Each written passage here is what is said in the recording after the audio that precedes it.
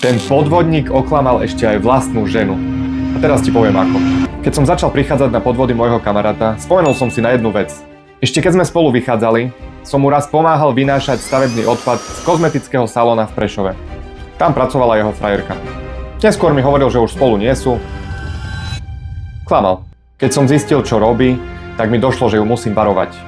Tak som jedného dňa prišiel do toho salóna a povedal som, čo mi spôsobil. A ona mi vtedy so slzami v očiach povedala, že už 2 roky sú manželia a že spolu bývajú. A že ju oklamal tiež. Mala autoúver na Škodu Superb, on jej to auto zobral a predal ho.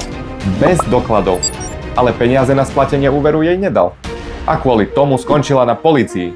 Ak si myslíš, že také veci sa nestávajú, si na omyle. Oklamal investorov, známych, kamarátov, mňa a nakoniec aj vlastnú ženu. Ale nezastavil sa ani po tomto. Sleduj, nenachytaj sa a uvidíš, aký bol kreatívny v ďalších podvodoch.